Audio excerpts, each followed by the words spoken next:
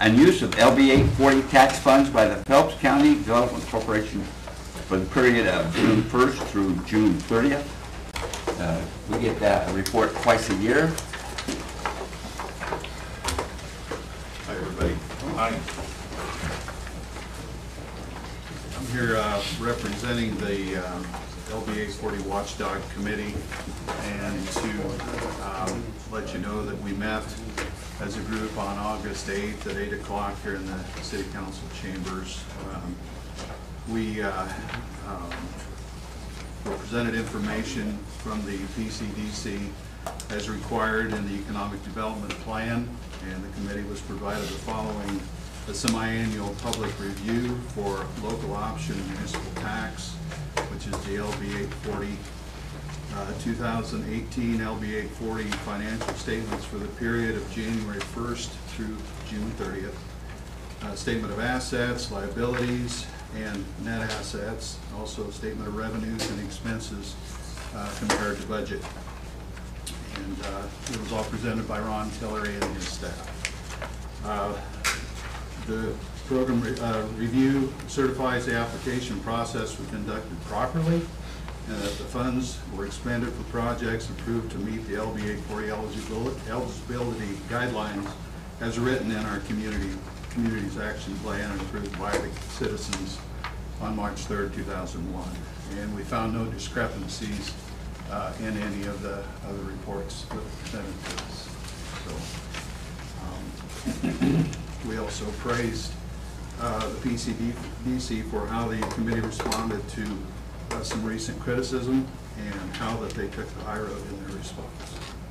So, do you have any questions for us?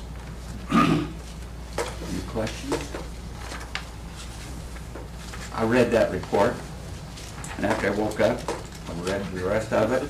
That's a long report. You guys have been very active. A lot of things going on at PCDC with our community. I just wanted to tell who all is on that watchdog committee: Rochelle Juergens, Lisa Havens, Luke Thorell, Lenore Caton, Michaela Nielsen, Diana Watson, Dale Harrington, and Dane Jensen ex officio. We have quality people overseeing it. PCDC is doing what the voters said they would do with the money, so we appreciate that. Any comments from the council? Not, we need to accept the report from the watchdog. I'll make a motion that we accept the citizens review report. I'll second that. Mike Sisson, Mary McDermott. McDermott. Yes. Gibbon. Yes. Burbine. Yes. Martin. Yes. Aldridge. Yes. Simpson. Yes. Sisson. Yes. Motion carried. Thank you. Thank you. Keep the ball rolling. Number 6, consider request for landfill operations on Sunday, September 23rd, 2018 for the Trinity Serve Sunday Community Cleanup Project. Hi. Good evening.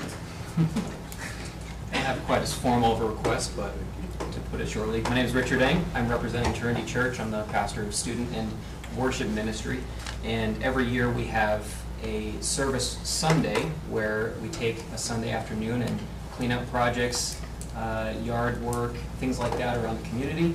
And so on September 23rd, we were curious if, as a part of that, if the city could help us by opening up the landfill for us to drop off yard waste only from noon until 4 o'clock that day. Questions, comments, concerns? Comments from council? If it's like last year, it was mainly yard waste that you dealt with. Yeah. There wasn't much other trash I don't think. Yeah, and we told people not to do anything but yard waste. Okay. That makes it a lot simpler. So. If there is any thing for the landfill, it's either picked up before and dropped off, or it's held till Monday and taken out to the landfill if it's something other than yard waste. Okay.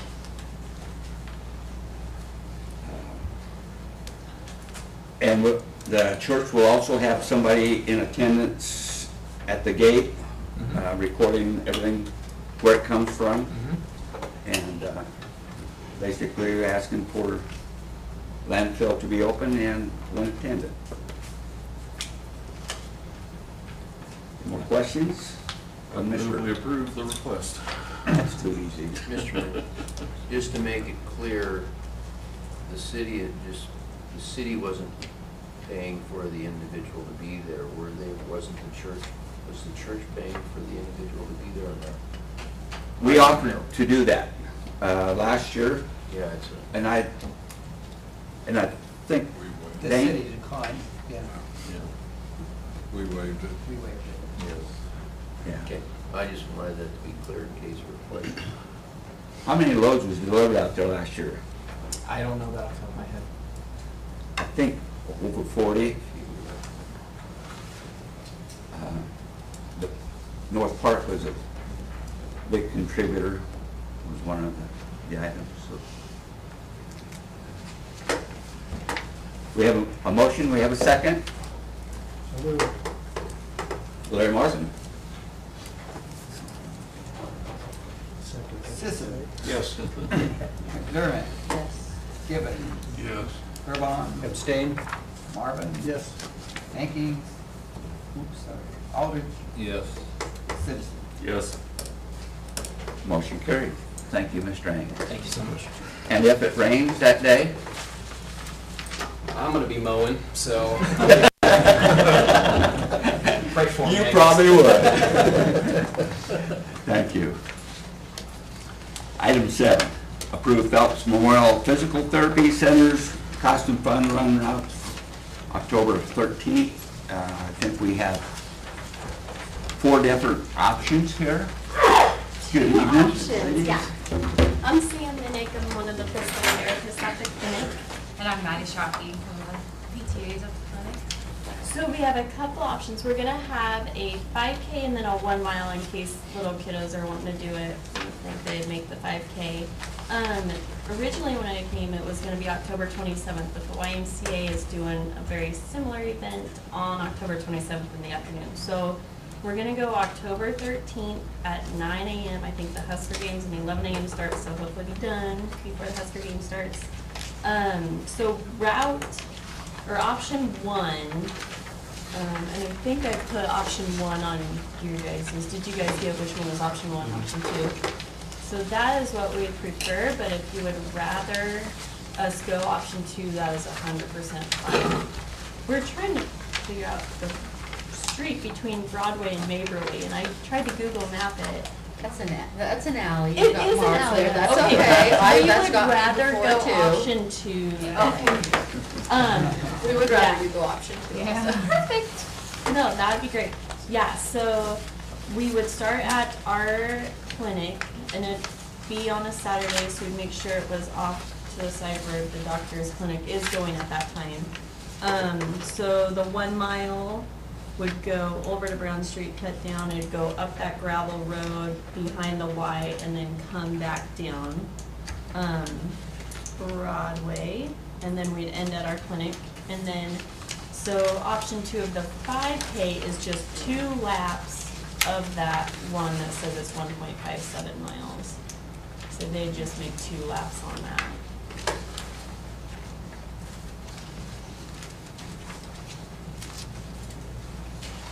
You got any preferences, Chief? Well, Public Safety Committee discussed it, and we felt option 2 is the best one to go because it looked like they were going down an alley and we didn't know how that would work. And I had talked to Kim previously and he said he was game for either option 1 or option 2, but the Public Safety Committee felt option 2 Option. was the best one to go with. One of our coworkers said that she had helped with a run in the past and they printed up a whole bunch of flyers and went door to door on the route and put one on every house so they would know like the day and time that people will be coming by. Do you want us to do that? Do you feel like that's necessary? I don't know if it's that necessary. I think if we get Okay. it in the news media Okay. and And the Daily Citizen or Randy has clerk and put it on. Okay. I think that's all. We usually do a report with Randy when we have events. We'll do a little talk, and then Phelps Memorial Health Center, I'm sure will be making this market. And I think they have a thing with the citizen that they use for reporting, so. I didn't know what you needed for assistance from the city. A lot of times the Y, when they have theirs, they have people at an intersection to assist to stop vehicles. I don't, you know, on Ray Street over there for your 1 mile walk, I don't think you're gonna have much of a problem. That's the gravel. Yeah. That's the gravel road. But, when you pull back around on Broadway, you may have a little bit of a problem there, but it's only for a short distance. Yeah, whatever you feel like would be safest, we'd be up for sure. You know, I city Kim and get cones, pylons to put out if that's necessary. That would be great, and if you need us to put those cones out, we can do that. Just let us know whatever you guys need, we can do it. Will you have volunteers to help? Yeah, we should have a lot of our coworkers. Well, we can give you some cones, and you can, maybe we can sit down with you the week before it's gonna happen and kind of Yeah. tell you, or sit down with Chief, and we can let you know which streets you probably should put some cones out, Okay, and probably have people at intersections. okay, yep, we should. I'll just plan on contacting you then. Yes, the that'll be week fine. before, okay.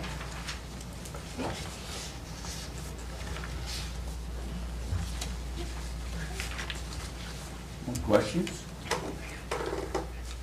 Not. Need a motion to approve? Move we approve option 2 for the physical therapy center's costume fun run. Second. Second by Gibbons. Burbine, Yes. Marvin. Yes. Alden. Yes. Simpson. Yes. Sisson. Yes. McDermott. Yes. Givens. Yes. There you go. Thank you very much. Have fun. Be safe.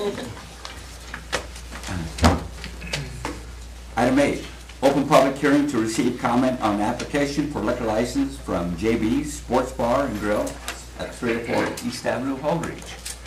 Formerly, Taste of Texas. We're Jerry and Stacy Ferdig, and we recently purchased the place and are looking to open a sports bar and grill. We're going to, still serve lunches, be open in the evenings, put some TVs and stuff up for people to watch ball games. Anything you want to share? Just, we're renovating the place, so we're doing a few changes. Hoping to be open by middle of next month? Middle of September. Yeah. 24th of September. Oh, cool. I would hate to see a restaurant close, but something else is going in, taking its place. So, cool. Any questions? Did you say you're serving food? You are Yes, serving food. and okay. lunches. All right, Yes. and lunch, okay, Lunch. good. Good. Congratulations to you. Thank you. Any comments from the public? If not, I'll close the public hearing. Item 9, approve application for Class 1K retail liquor license from JB Sports Bar and Grill, LLC. Move to approve the application from JV Sports Bar and Grill. A second. McDermott, Sisson seconds. Givens. Yes. Burbine. Yes. Marvin. Yes. Aldridge. Yes. Simpson. Yes. Sisson. Yes. McDermott. Yes. Motion carried. Good luck. Good luck and Thank have you. fun. Thank you. We appreciate it. Item 10, public hearing to receive comment on the City of Holdridge Blight Substandard Determination Study and General Redevelopment Plan for Redevelopment Area Number 5. Good evening, everybody. Hope everybody's Welcome doing back. well. My name is Keith Carl. I'm a community planner with the firm Hannah Keelan Associates, a community planning and research consulting firm in Lincoln, Nebraska. We've had the good fortune of being retained by the City of Holdridge to prepare a blight substandard determination study and general redevelopment plan for a designated redevelopment area in the city of Holdridge.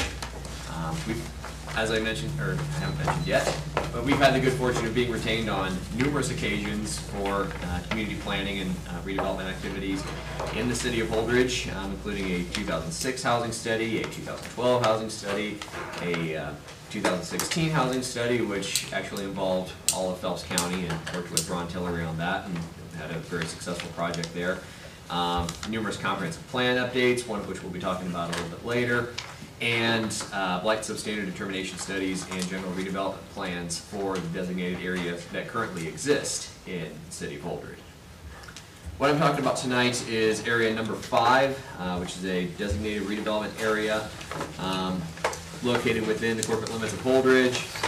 The area is generally located in the eastern portion of the city, generally bound by 11th Avenue to the north, East Street to the east, 6th Avenue to the south, and the alley between Logan and Arthur Streets to the west. There are a total of 243 identified parcels that are part of this redevelopment area. There is a context map inside the study itself that would be on page 3 for anybody who is wondering what exactly the boundary is for that, but you can kind of see some of what it includes. It does include the former Franklin Elementary School property and also Holdridge Memorial Homes. Those are the two big key points of interest, I guess, or the big developments that are included within this redevelopment area.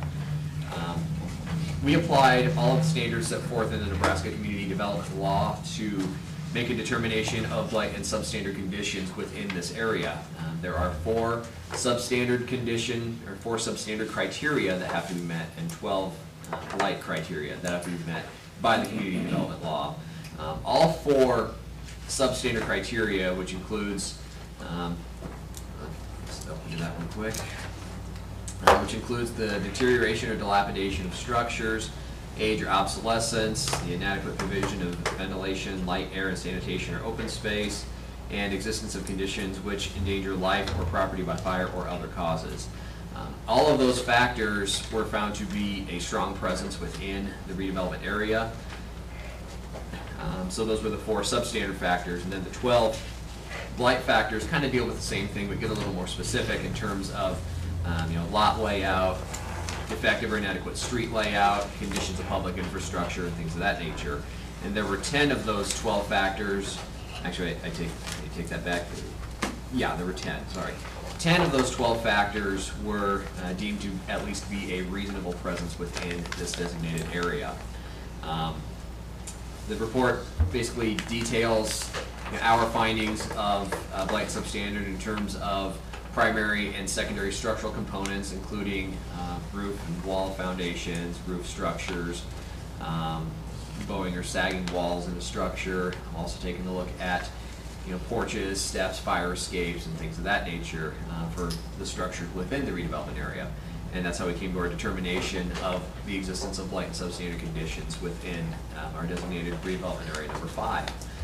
With this blight substandard study, we do have a general redevelopment plan that was also prepared, basically following some of the components that we've also highlighted in an update to your comprehensive plan. Economic development initiatives, replacement and upgrade of public infrastructure on an as-needed basis, and basically following the future land use map, or the future land uses that are identified in your comprehensive plan as well. Any questions or comments on this study?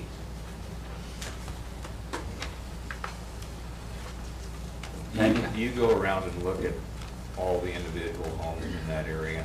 All properties, including structures and all parcels, because we also utilize functional and economical obsolescence, which is to say that an undeveloped piece of land is not developed to its maximum potential. So we tend to take a look at the layout of parcels, the development of parcels as well. But yes, we are the main component is age and condition of existing structures.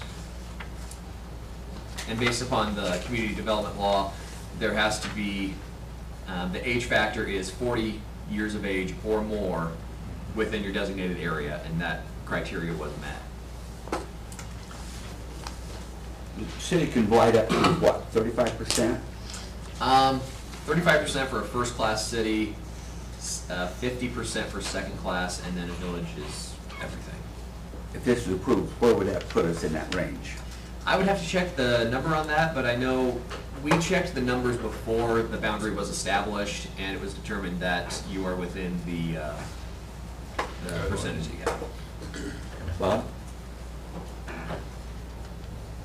If we blight the industrial park and blight this, we're at 32%. Too low. And we can take properties off the blight substantial list. You would go through a process of de-blighting at that point. Okay. Any other questions? Concerns? If not,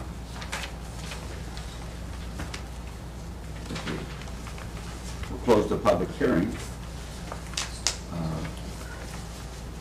Now, adopt resolution 2018-09, approving the City of Holdridge blight substandard determination study and general redevelopment plan for redevelopment area number 5.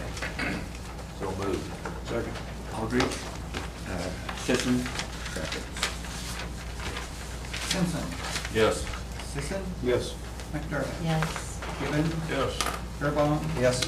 Marvin. Yes. Aldridge. Yes. Thank you. Motion carried. Item 12, open public hearing to receive comment on the Hanakeelan City of Holdridge 2018-2028 comprehensive plan. Good evening again to all of you. The second document to talk about tonight is an update to the comprehensive plan for the City of Holdridge. We prepared the previous study that was completed, I believe it was 2006, 2007? 7? Okay. So, we have a really good idea of development patterns and growth patterns that have occurred in the city since the completion of that plan, which allowed us to be retained by the City of Holdridge to prepare an update to the comprehensive plan. We've basically taken your old plan and updated the numbers, updated land uses, updated all of your maps, updated all of your zoning district boundaries, public facilities, new and existing. Probably the biggest change came in section 2, where instead of just the single sentence list of goals and policies, we've actually put together a very thorough, very detailed list of goals and action steps that deal with community and economic development and establishing your growth areas and knowing where your prime land for residential, commercial, and industrial development are located.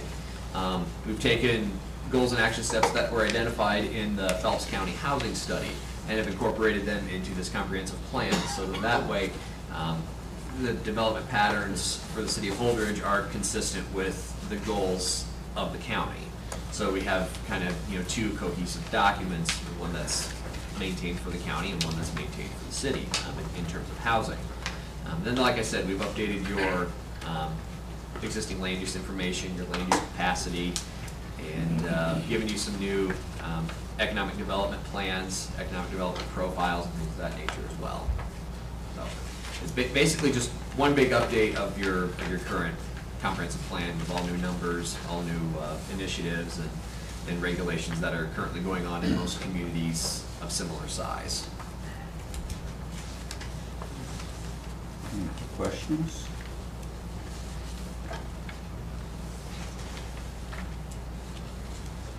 I will make a comment that the planning commission did go through this with a pretty fine-tooth comb.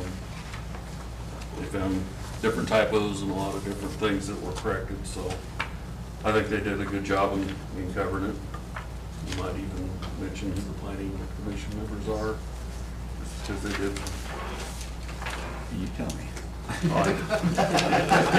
Okay, I'll read them off. Chairman is Swan Lundeen, Mark Lamone, Don Black, Darrell Kroll, Glenn Talene, Brad Perry, Corey Weiss, Corey Young, Scott Fosberg, and then I'm the liaison for the committee. They did put a lot of time in on it. And I will say too, we did have a very pleasurable experience with working with the planning commission. They're very informative, very knowledgeable, and they helped, mold and shape this plan into what they saw was the best fit for the community. So it was a pleasure working with them. We have a good planning commission, I think. closes the public hearing. I move we adopt resolution 2018-10. Simpson. I'll second. Second by Earlbaum. Sisson. Yes. McDermott. Yes. Taylor. Yes. Burbine. Yes. Martin. Yes. Aldridge. Yes. Simpson. Yes. Motion carried. Thank you. Yep, thank you. Item 14, approve ordinance 2418 vacating the alley on the east side of Lot 4, Block 2, Holry's PCCF addition from 14th, 15th Avenue. We've got a letter from the hospital. We have a letter from this gentleman here. Thank you. Go ahead, sit down, Larry. Make yourself comfortable. You're here for the rest of the night. Hospital and myself are in agreement. We would like to close the alley that goes by my house. When they are building their parking lot, I guess you guys have requested that they concrete that alley, which we do have a mess. There's mud from one end of that street to the other. But when we got to talking, we decided our street is a cul-de-sac street.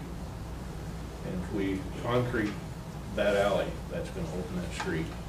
And there is a lot of very young children. One of my neighbors is here right now with little kids. There's gonna be a whole lot more traffic going down that street. It's I guess request of both the hospital, I believe the hospital sent you a letter also. It's their request and my request that maybe we close that alley. The other main thing is if that alley is concreted, it is 8 foot from my house. That's pretty close. Somebody screws up, I'm gonna have somebody in my bedroom. When the construction was going on at the hospital, they used that lot a lot. Yes, they did. And they. That alley got used a lot. Yeah, they came in there and put a bunch of rock and stuff. It wasn't used that much before. And then when they put that rock on there, everybody started using it again. And we have people buzzing down there, people buzzing down there at 5 o'clock in the morning about 40 miles an hour. You know, so it's. I visited with Mark Carroll the other day too, and he thinks that's a good idea, close it. The hospital wants to put their parking lot, Yes. expand their parking lot. And they want to be good neighbors and they have no problem. Exactly. They brought a bunch of us off of the street in for a supper one night, explained to us what they wanted to do. And at that point, they agreed with us that they thought it should be closed. Is there a utility easement in there? There's no easement. I think we're just in the right of way right now. Okay. So we were talking today that we'll need to have an easement there for the utilities that exist. If it does get closed, we'll just need an easement. Yeah. Yep. Yeah, we understand that. Yep. You know, we talked the other day that, you know, put the curb and gutter in there to where it would shut it off, basically. And the hospital is going, if they close it, we'll curb and gutter up on their end to where nobody can jump the curb and get into that alley. But the alley east and west behind my house will still be open. That's where all the utilities are. Well, they come out of that alley though, Yeah, and right. then they turn north to get to the Right. other alley north. Yeah. Yeah. They're existing. We just, if something would ever go bad, we need to get. Right, Yep. yeah, and we understand that. Yep. You know, that's no problem, we'll work with that. We just would like to get the alley closed. Stop the traffic. Yeah, you know, that's, like I say, it's kind of made 180. We didn't have very many young kids on the street, now we got a whole bunch again. And I'm the old one on the street, so. I think, sorry, Matt Simpson, the neighbors support it as well. Yes. We haven't heard anybody on the street say they don't want to close. I think everybody's in agreement to close it. Kim, you want to comment about this? No, I just, if it's approved, it needs to be put in the minutes that it's closed on the approval of maintaining the 20-foot utility easement through there. Right. Because it's not in there right now. I don't know why we missed it, but I missed it. But we just need to make sure that the correct ordinance states that in section 1, that there will be 20-foot utilities maintained through But the. by doing that, we could still curb that street where. Yes, so that would be no But it problem. had just open so you could get into it. Yeah, right? because there is Yeah. sewer and electricity through there. Yeah, well, yeah, the sewer dead end's right at my house, behind there. Right, but the main trunk line goes north. Yeah, right. Yeah. We have no problem with that, I'll work with you any way we can there. Any more comments? Okay. Motion to approve ordinance 2418. Excuse me. Gotta read it. Moving along. First reading, ordinance 2418.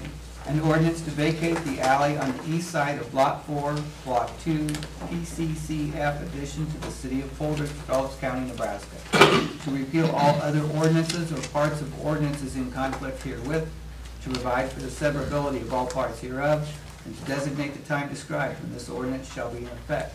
Be it ordained by the mayor and council of the city of Holdridge, Nebraska.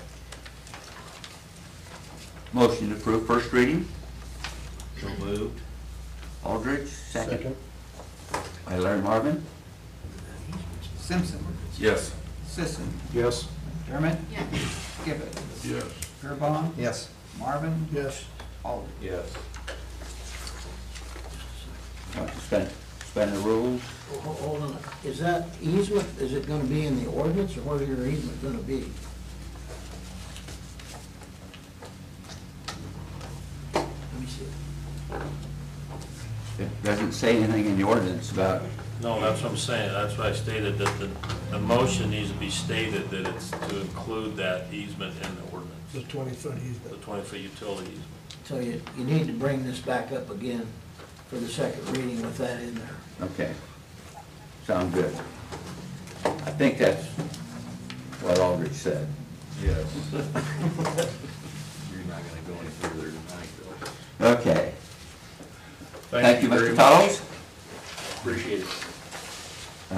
Item 15. Consider opening 22nd Avenue between Tiller and Grant Street. We have letter of concerns. Used to be open. All in the information that I gave to the council, it stated in there that it was open for a brief time when we paved 18th Avenue as a detour route. And the reason why it was put back to grass, because the State Department of Roads stated that if any detours need to put back as was, so that's why they put it back to grass. But there's been some contact with me that they'd like to have it open, that part of 22nd Avenue. Supply of the street. Yes, it's already a platted street. I'm just going to say it. And I believe it goes all the way from West Avenue, goes all the way to the highway, to 183. So if you have a fire truck, delivery truck, emergency unit, with that street open, you can go on through there now. Mary?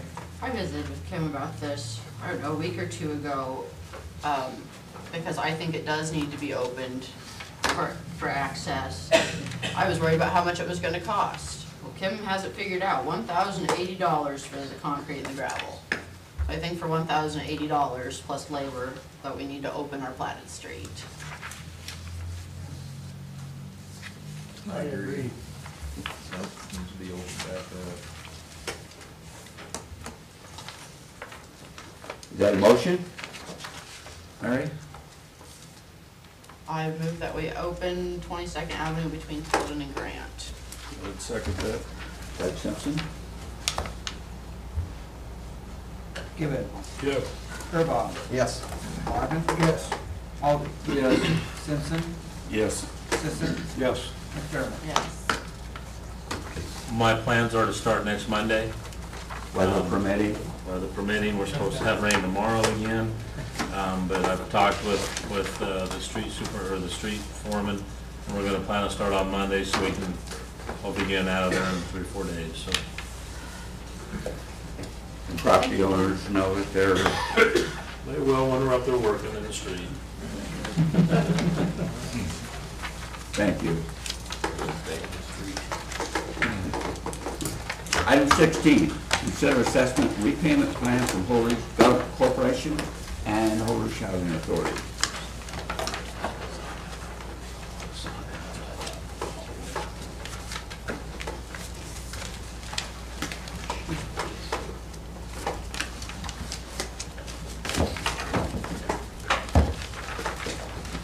Thank you, council.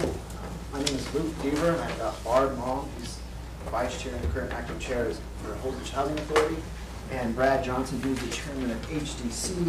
I appreciate you meeting with us. I've got handouts at 12, so don't mind the propaganda on page 1. It's the only folders I had, or on the front cover. A lot of this information you probably already have as a board. And this is mostly to hopefully have our two organizations that I have the privilege to represent, just to answer questions, see if there's information that the city still needs from these two organizations. And we don't expect resolution tonight or anything like that. This is just for us to hopefully get before you to start presenting some of this information. Also in attendance, just to point out, in case there's more specific questions, I'm on the HHA board, but I'm not as well versed in all the finances. That's in the packet, but Capri is also here, who's the executive director of both groups, as well as Cliff Mesner, who's an attorney at Essential City, who's worked with Andy Keelan, who was presented before, and done other various projects for both HDC and HHA. A quick summary of the organization so the city understands why there's a little bit of alphabet soup tonight. HHA is a housing authority. It's a political subdivision of the city. Its members are appointed by the mayor. And then HDC, for which Brad is currently the chairman, is the nonprofit group. It has its own, I assume, 501c3, but it's a not-for-profit organization. The reason why there's two is that there's certain funds that are tied to go to political subdivisions and certain funds that are tied to go to nonprofits. So like rural workforce housing and block grants, you have to be a not-for-profit group to get those. And so sometime in the past, HDC was formed for the purpose of receiving those, that source of funding into the community. So the issues that we, at some point, the city and the two organizations I represent will need to work out is the special assessments at Lincoln Place and Prairie View.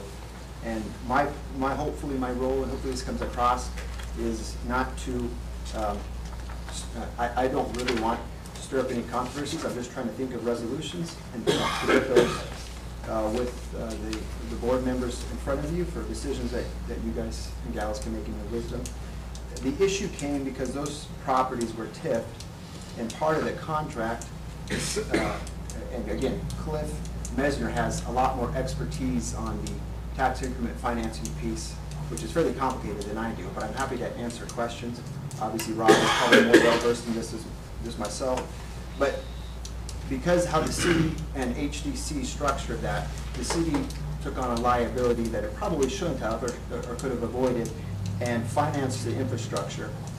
Those infrastructure costs were then paid down when HDC sold the lots.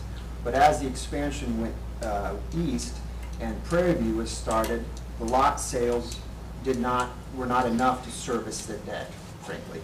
And so the city, I calculated, and I think, it's my understanding Bob Reagan and Rod don't see problems with the math, because this is all public record at the courthouse. The total principal balance that's owed for the special assessments on Prairie View and Lincoln Place is $347,348.85. There's also, HDC's been made aware of a debt previously, I believe, for water services in either Lincoln Place or Prairie View that is not, I don't think, recorded as a special assessment, but it's still a related debt to those infrastructures of $66,337.29, which brings the total debt principal, again, to $413,686.29. That debt is what we're trying to resolve. It's taken several months to get to where we are today. There's been a lot of work from a lot of great people. I wanted to point out the board members in the packet so that you understand who's all involved and the work they've done. The two to my left have been instrumental in trying to get this resolved. The agencies have hired an accountant who's a full-time accountant, Deborah James. She's the one that took several months and put this all together to figure out which way is north and got us those numbers. Part of the effort thereafter was trying to figure out a payment solution. Currently, the city has a 9% interest rate on those special assessments, and that's kind of what is creating the significant red for the two agencies. The debt, just so the boards understand, the city council understand, the debt is the sole liability of HDC, the not-for-profit organization. HHA has no liability for the debt other than they partner on occasion to do development projects. Such as an example, the recent Windhaven project. HDC sold eight lots to HHA to develop into those duplexes that are now on 12th for veteran housing, because HHA was able to receive those funding sources, as I mentioned, and so it was a good exchange. And then HDC sold it because the property values went up and was able to capture that incremental tax to help service the project. But HHA doesn't have a liability per se for the debts that HDDC incurred, but is willing to some degree come along and help try to work this all out. So the last month and a half, and Jock Smith and Matt Simpson are here on behalf of Great Western Bank, and they should be commended. The bank has come up because they're willing to loan some money. We've got a financial commitment letter that's in your packet to get this taken care of. That loan commitment is good. They have to go to an outside loaning committee to get financing on it, and what they're taking as security is 5 lots that still are unsold in the Prairie View development that have a retail price of $40,000 apiece, which puts it at $200,000. They're obviously also looking at the cash flow, but they're willing to loan HDC the balance of $413,000 and change, with security being $200,000 worth of dirt, and some hopeful cash flow projections that get HDC back into the black of where it should be. HDC has no shareholders. There's no one that's making any money. There's no profit to be had. We just need to work with the city to come up with some type of solution, because I don't think the long-term solution is viable. Those special assessments are assessed against the lots.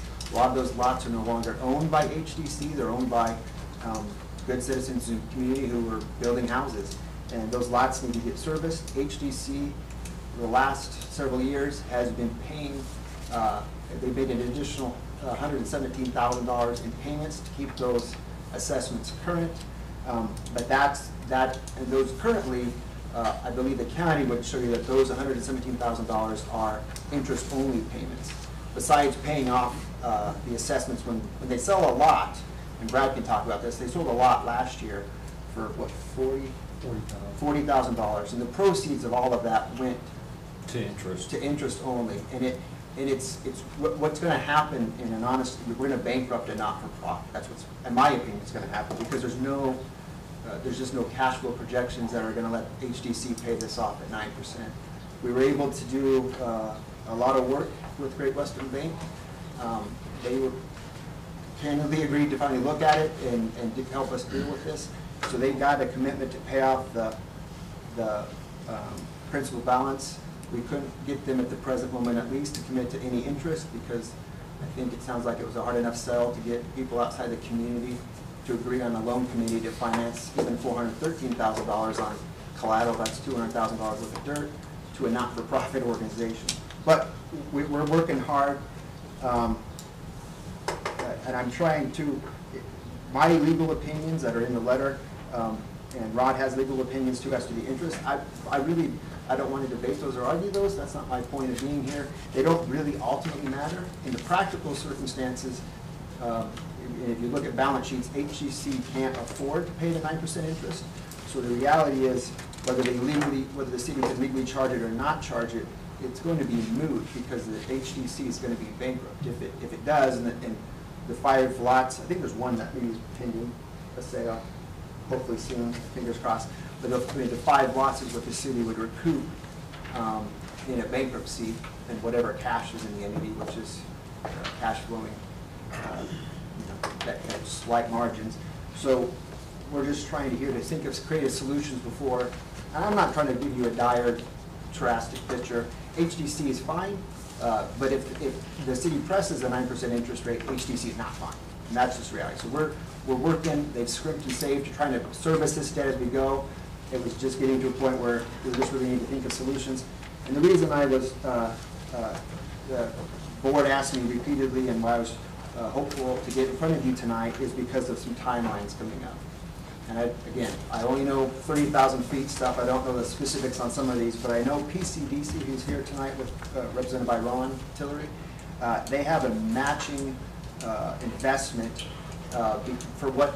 So this is now on HHA side. HHA is the housing authority that Mr. Mayor appoints members to. They have a pending project, and they've received up to $3 million, and that's in your snapshot there, of outside investment. That part of that project is going to be matched with $250,000 in funds from Mr. Toy. But because of the deadlines that nobody in this room can control, they're set by people such as the Department of Economic Development, I'll get all my acronyms and that stuff, and HUD, they have to have that funded, it's my understanding, by 6 days after July 1st, which puts us, August 30th? August 31st. And PCDC can't fund it, it's my understanding, unless there's a resolution on the special assessments and the TIF project's approved. So I'm not asking you to make any decisions tonight, but I wanted to give you a window into the stress that the two boards have had in trying to put this out. There's also timelines connected to the federal tax credits, state tax credits, deferred equity, and so we got $2.125 million in federal tax credits. That is for the Horizon Estate project. This is all for Horizon Estate project. Almost $1 million in state tax credits, $400,000 in home funds, and $80,000 in deferred equity, which bring in the total outside investment of $3.5 million in change for this particular project.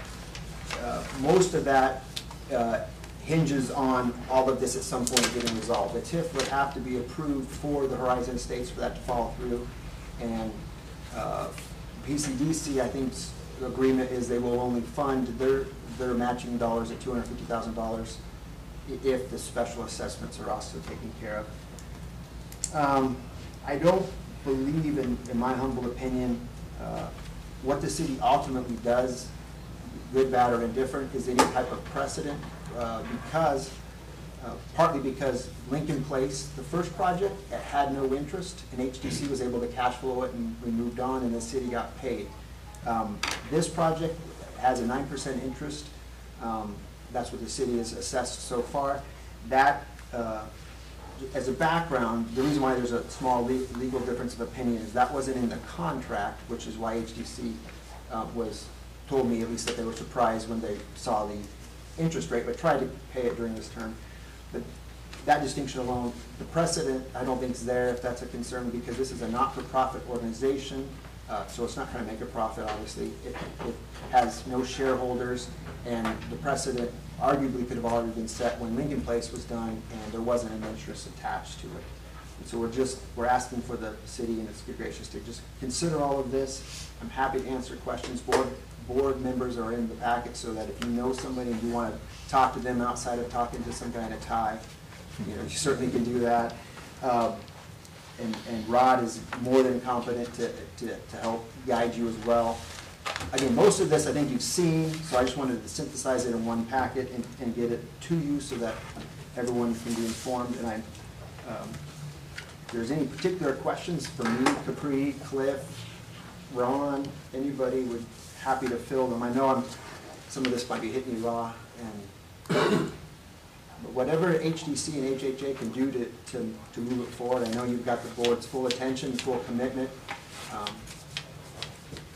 Brad or Barb? We're moving on the vacant house already, so I'm getting checked for asbestos tomorrow. And I met with Donnie Ostergen, so we want to get moving on this project and clean that part of Holdridge up. It'll be nice. Yeah. It'll be nice. It's been nice for a long time. And what authority will this 10 acres be under? Will that be a different corporation? It is going to be under, so HHA, this is an HHA development, again, the city agency, political subdivision. It has to set up a separate entity, so it's going to be called Horizon Estates LLC. But for all intents and purposes, HHA will control it. But it has, so it doesn't really have anything to do with HDC. Cliff, did you have something? Mr. Mesner? HDC owns the land, and they will do the project. They're selling a portion of it off to the tax credit project, and HHA will be the managing member of that. But the rest of the property, the other 3/4 of the property, sits with HDC and under the Rural Workforce Housing Program. Can I explain for a moment the two programs that are going on out there? Sure. We have right now two programs that we're working on out there. Messer Development Company has done 3 housing projects in Holdridge already. We're working on our 4th and our 5th. The 4th one is a tax credit project, another tax credit project, which will bring about $3 3/4 million to Holdridge. In addition to that, we have helped Holdridge apply for the Rural Workforce Housing Fund, which was the money, the LB 518 money that Senator Williams from Gothenburg had proposed. And that project requires that we have local money put in, then NIPA would match that money, and then DED would match that money. That raised $819,000 based on Ron Tillery's group putting in a $250,000 initial investment. As part of that project, we went out and we were looking for people who were willing to invest in housing in the community. We have 4 groups that expressed interest, including Messer Development Company, and my wife and I have not just expressed interest, we have agreed that we will build 4 units out there, so we'll have another $750,000 invested there. You add all that up, the $3 3/4 million, the $891,000, the $750,000 that we're putting in, you got about $5.25 million. So you've got a situation where Ron's group is coming up with $250,000, and the federal and state government is matching that to $5 million and putting another $5 million in. Those numbers are pretty good. That's pretty good leverage. But this problem hangs out here, and it kind of needs to be resolved before Ron can move forward, because you have this unknown debt out there, and he can't put money in that might be subject to this other claim. So it needs to be resolved, and I guess where I disagree with Luke is I'd like to see it resolved in a hurry, because we're running out of time on this thing, and it doesn't make any sense to resolve this next month after the $5 million is gone. If you're going to resolve it, you might as well resolve it and get the $5 million to Holdridge. So that's, I hate to come and be pushy, but Don't get us wrong, Cliff.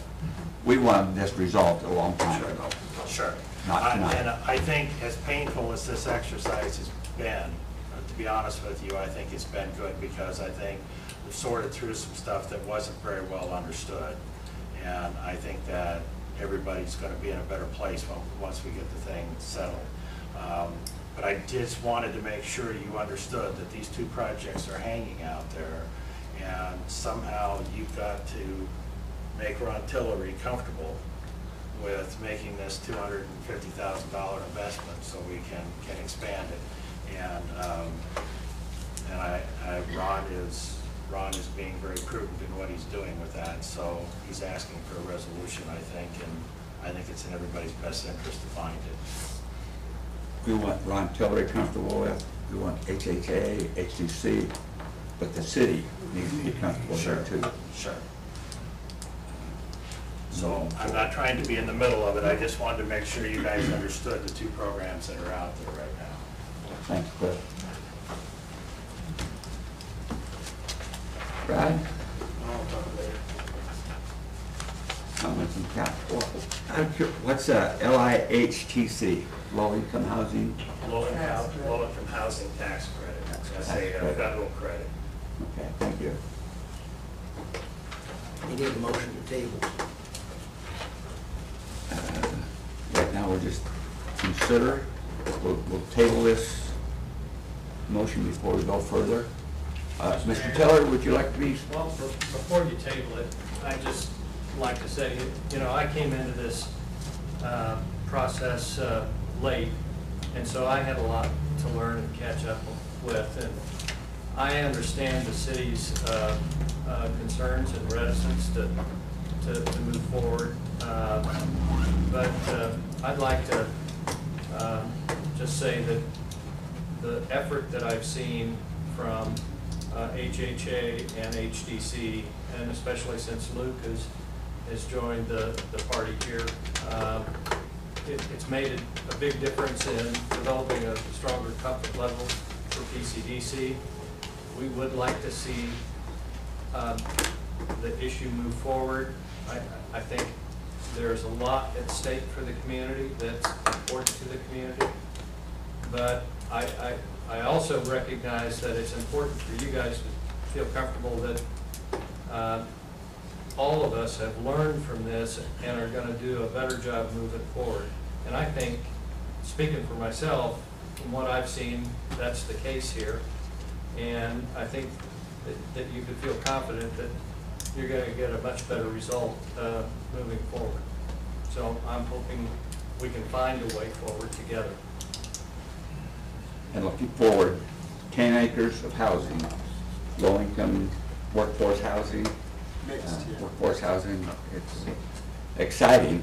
And I'd like to focus on that because that is our biggest area of opportunity in the community. I don't want to necessarily dwell on the negatives of what might happen if we don't get this done, but look at not just 48 or 10 acres with 40 housing units on it, but what that produces in our community. We think that, and we're moving into the 2020 census too, by the way. You joined us at a meeting today, Mayor. This is pivotal to demonstrating that we're going to have positive growth going forward. Thank you. Thanks, Ron.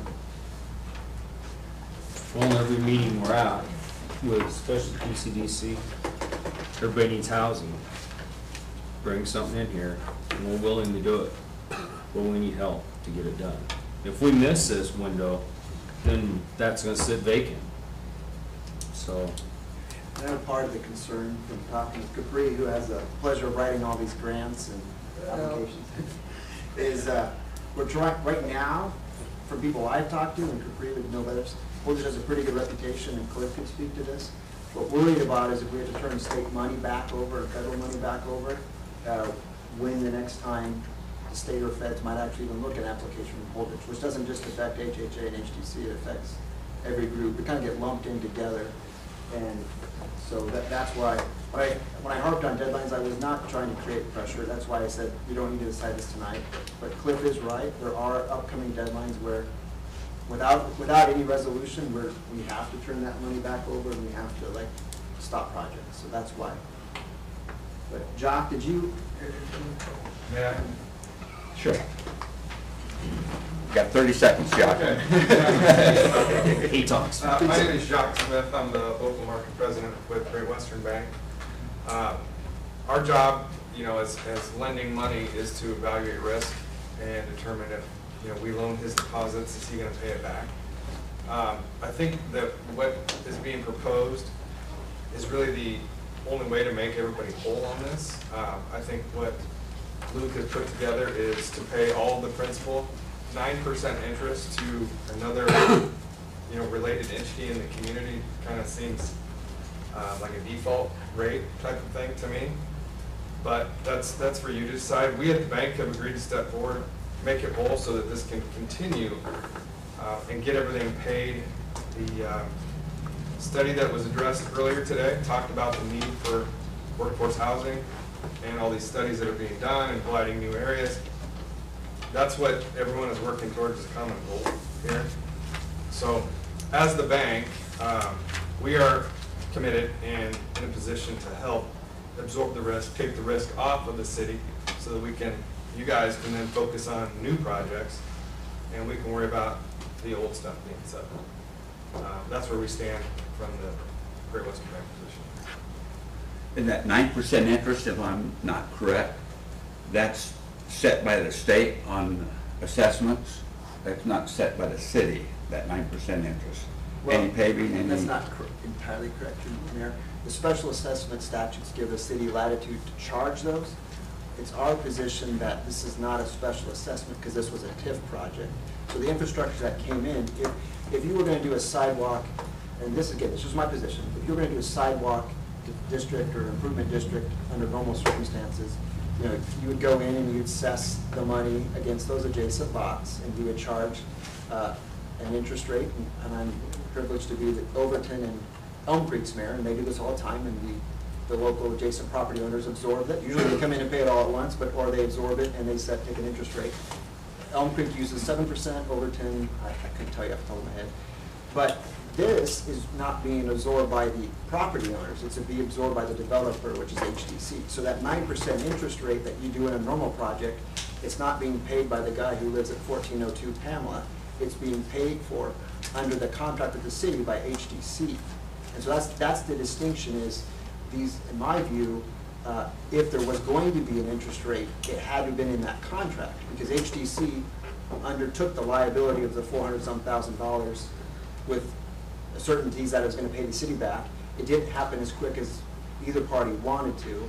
And so it's our position that if the city wants to claim that 9% interest rate against HDC, not the homeowners, that it had to have been in the contract. That's on the bank side of it, I've done a number of development loans throughout my career, most of them in the Kansas City area. And if you're putting in all the cost of the ground and the infrastructure and utilities and everything in there, as you sell off lots, you get to the light at the end of the tunnel where the loan is paid off and you still have lots remaining. That's where you make your profit. It took about 5 minutes to look at this and say, you have $250,000 worth of lots or 200,000 lots, and you owe the city double that. There's no light at the end of the tunnel there. The option is you continue to limp along and sell 1-2 lots a year. It all goes towards interest. The principal never goes away. And then all the lots are there, and you still owe the city a couple $100,000. There's nothing. So what's being proposed now is to make the city whole, lesson learned on the next project for everybody, and put it behind it. That's my position on it. Thank you. Luke, thanks for putting that contract information in there. No problem. Past contracts. Yeah. We lose track of where we're at. Oh, yeah. Well, and I'm just gracious enough, I don't know, a couple years ago to start working with both agencies, so I don't have the history. I wasn't involved when the first ones were done, so the board experience has that, but. Appreciate the information. Yeah, thank you. But tonight we didn't have time to go through all that information. No. It's kind of put everything in a crunch for the council.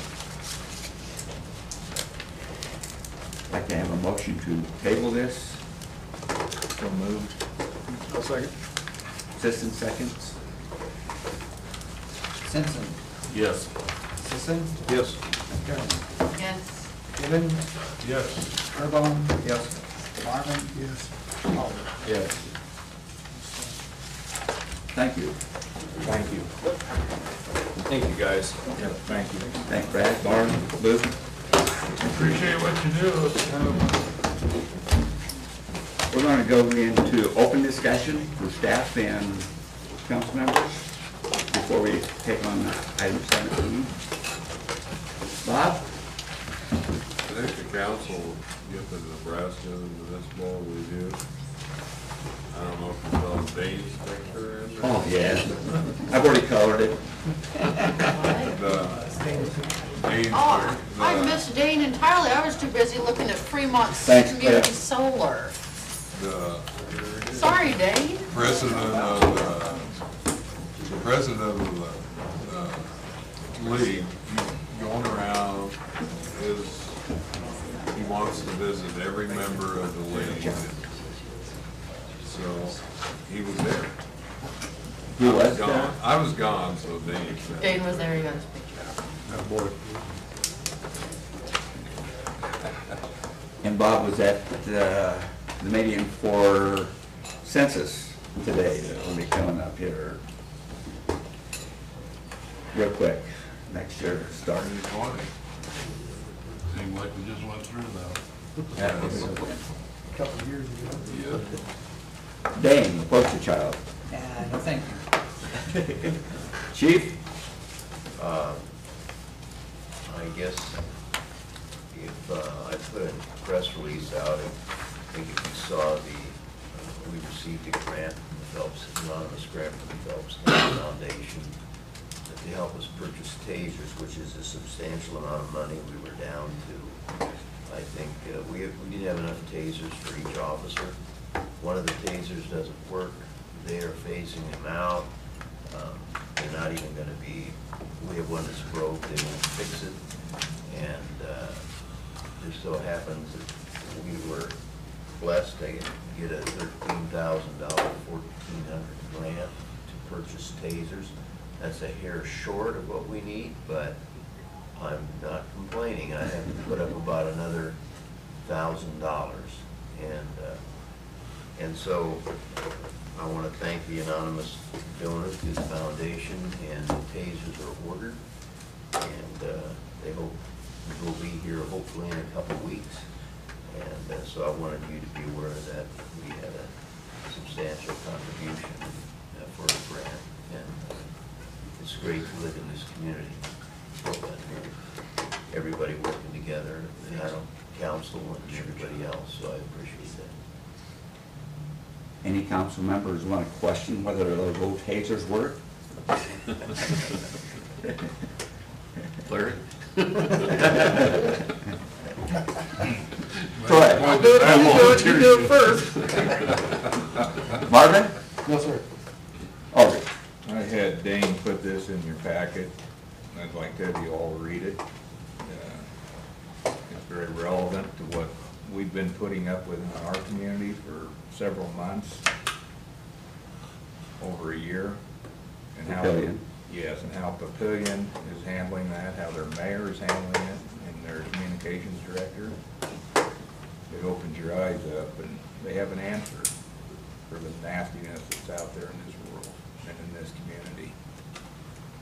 And I just encourage everybody to read it. I think we can learn something from this. Maybe do some of this ourselves. Doug? I'm good. I know you are. Mike? I do have something. I was approached by two people about the Frisbee golf down at the South Park. Evidently, signs can't be read, or there's some things that need repaired down there, and just... That's been brought to my attention too, Mike, and I'm working on it. Okay.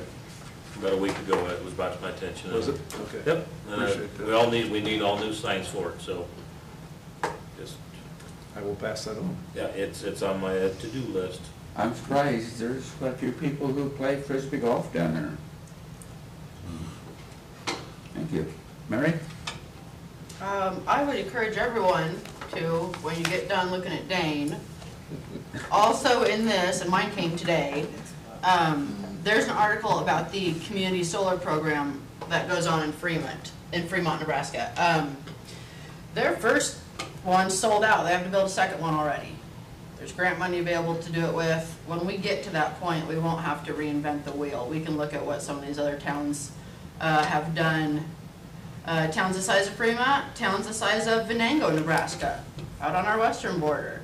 So read that article, familiarize yourself with it a little bit, because we are heading that direction eventually. I think along that line, Brian and Bob went to Central City. Was that done solar? So they're trying to stay on top of it. No. Gibbons? Mary? I'll be the same. Brian? No. Kim? No, sir. Not much going on 4th Avenue? Yeah. Riverfront property? Please pray for no rain for about 2 weeks. Mr. Osborne? No, I think I about bit the end of my tongue off during that last presentation, so I think I'll rest it. We're proud of you. I'll give you a Band-Aid for it. When Richard Eng was talking about Surf Sunday, he didn't mention, and I don't know if you knew, that the Methodist Church is wanting to piggyback along with our church, and so we may have another church going in on us and more projects, so hopefully that works out. Other than that, let's go into closed session to consider litigation. Motion to... So moved. Sorry, makes a motion. Mike Sisson? Simpson. Yes. Sisson. Yes. McDermott. Yes. Gibbon. Yes. Burbine. Yes. Marvin. Yes. Aldridge. Yes. Thank you. Big look